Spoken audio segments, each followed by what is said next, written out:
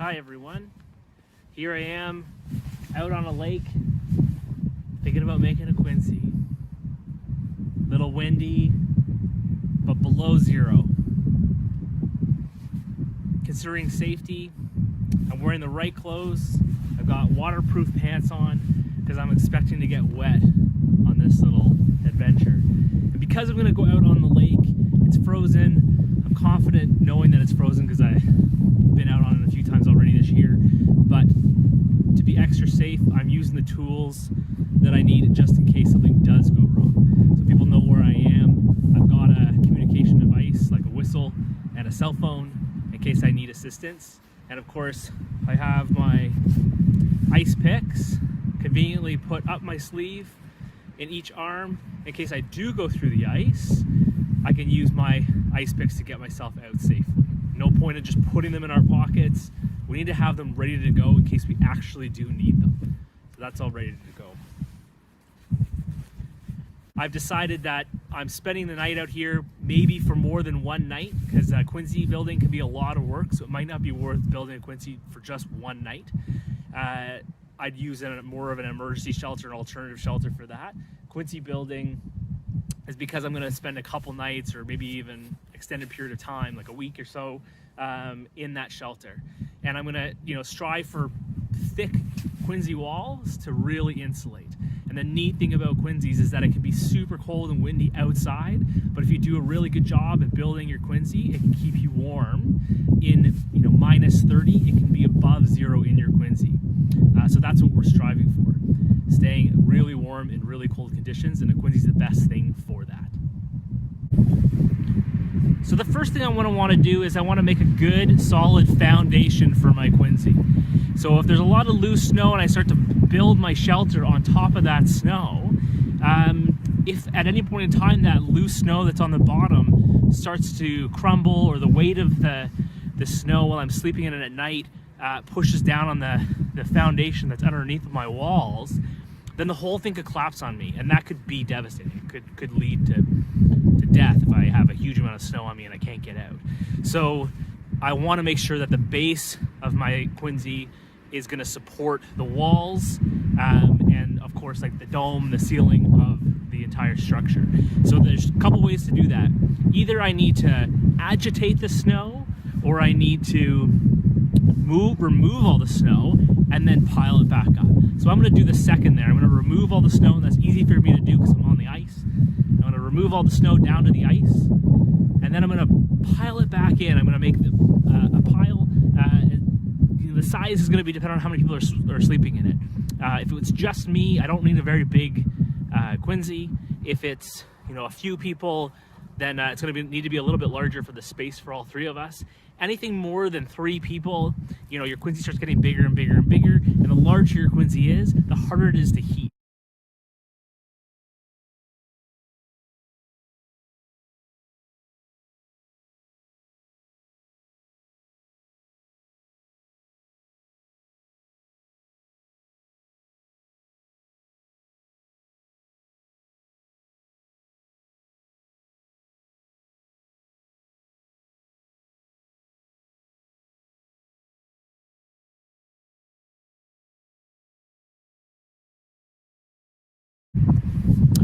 So here I am, not done yet, but it's a good start, decent sized mound there. As you can see, I was pulling snow from all around. So while I'm taking a break, switch things up a little bit, I might as well go find some sticks for my Quinzee.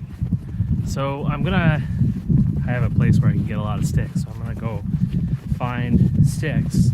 Why would I need sticks in a Quinzee, you might ask? Well, once my Quinzee is done, and I'm gonna let it sinter for a while, and then I'm gonna have to dig it out, I'm going to need some way to know how deep am I digging into my Quinzee. So if I take a whole bunch of sticks and I poke it through the Quinzee, let's say 6-8 inches each stick in depth, then when I'm digging out the inside, I can always hit a stick, and then I'll know, ooh, I can't go any further, or I'm going to potentially break through my Quinzee, which defeats the purpose of having a Quinzee. The whole point of a Quinzee is to create insulation from snow. So snow is a fantastic insulator. All the air space in between all the different snowflakes on the ground captures the heat.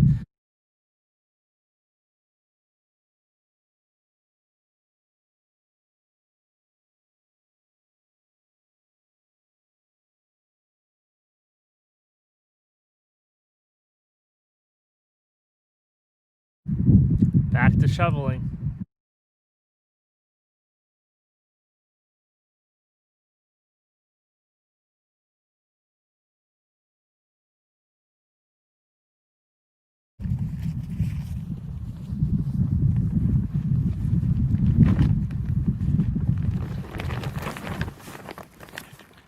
Staying warm on this windy day out on the lake.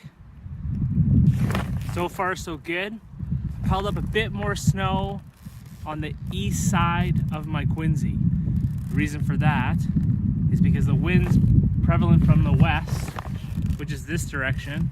So I'm gonna try to protect myself when I dig the hole to go in. So there's not, you know, in the nighttime, there's not wind directly blowing right in the, you know, entranceway of my Quinzee. I'm done shoveling. This Quinzee should be big enough for 2 to 3 people. The base is pretty large. That being said, we're not going to be sleeping right down on the ice. We'll be, you know, a few inches up off the ice for insulation. So you can imagine our bodies being a little bit further up off the ice. How round it is going to be a bit of an indication how many people I can fit in there. I'm pretty confident that 2 people, maybe even 3 people, will be fitting in there at this size. You'll see it's a bit of a dome shape. I'm trying to avoid the pyramid. Wanting the dome shape to add structure, stability. So the next thing, before I let it sinter, which is what I mentioned as the process of letting it harden, I'm going to use my sticks that I accumulated and collected, and I'm going to poke them into the snow. Now I want my walls to be as thick as possible, but I do need room for some head space and for people to be sleeping and moving around in there. So I'm going to say that I want the walls of my Quinzee to be roughly 8 inches in depth. So I'm going to hold each stick at around 8 inches, and I'm going to stick it into the snow for when I dig it out. And we'll see that later when we go inside.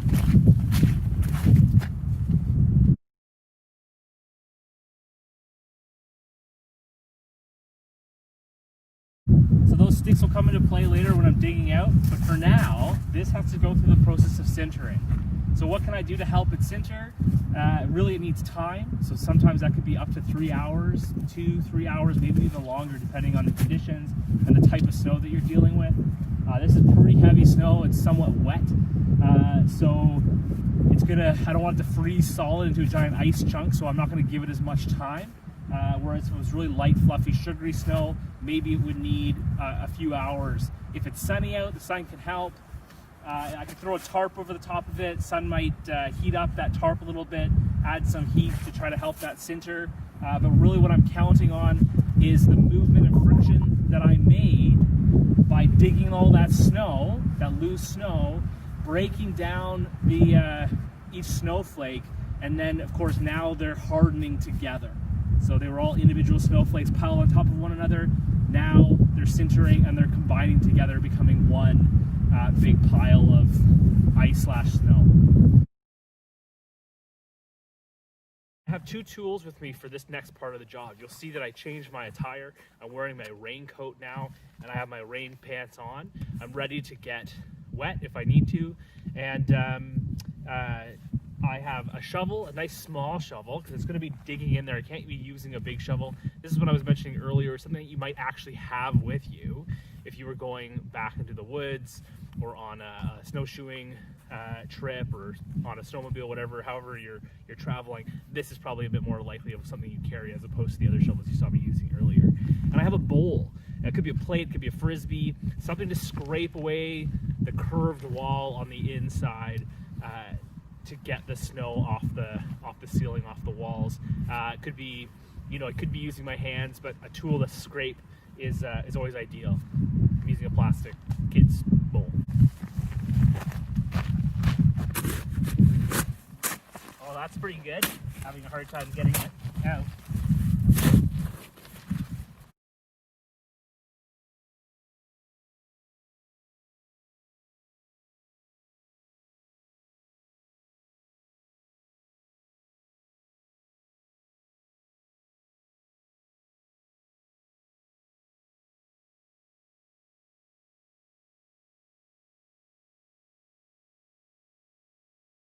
Off to a good start. Not too far in yet. Just wanted to show you what I've done thus far.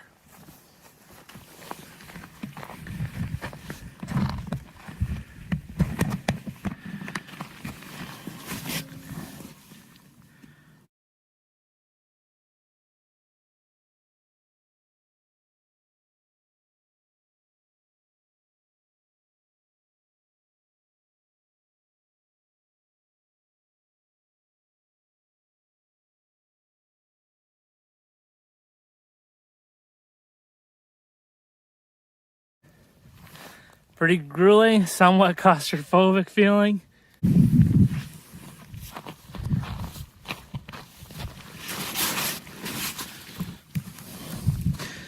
Kind of looks light right now, but as soon as my body covers the doorway, it darkens up pretty quick. So I can move around in there. To be honest, if I was by myself, this would be big enough for me. I would just flatten out the bottom, curve out the walls a little bit more, and it would be enough for a single person, no doubt about that.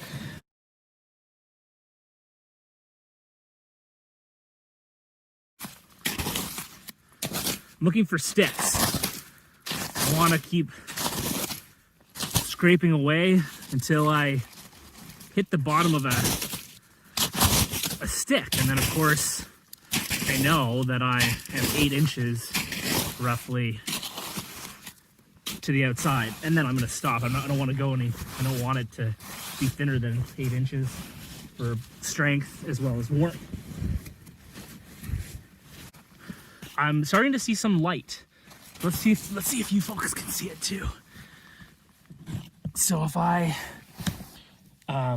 cover up with my body the doorway, you can see that there's actually some light coming through.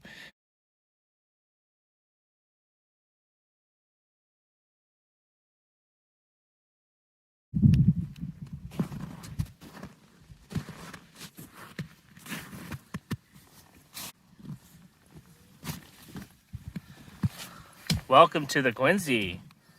So here we are. I've dug out a fair bit. It's not done yet, but I can move around. My legs are outstretched.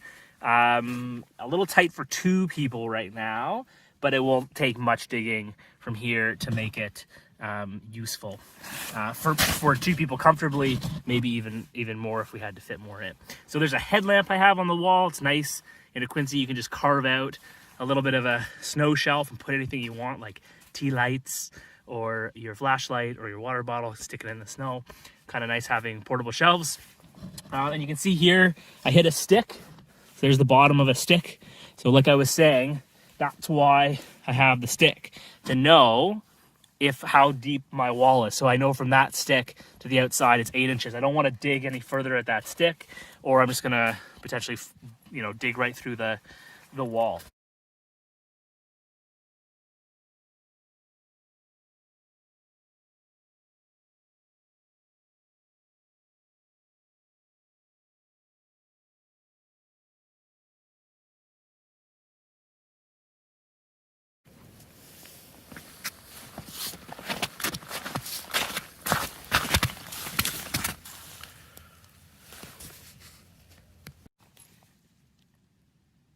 Well, it's about that time to hit the hay. I've laid down my emergency blanket, reflecting some heat up and keeping me dry in case there is any melting in the night. I don't want to get my sleeping bag wet because it won't be functional if it's wet. And I have my sleeping pad here that I'm going to be insulating myself with from the cold ground. Blocking the door with a backpack. I don't want to pile snow up there. I still need some airflow, but I'm going to throw my backpack in the door to keep some of that heat in. And I have a nice candle going over here. Help produce some heat. I'll blow it out before I go to bed. Have a good night, everyone. It's been a fun day.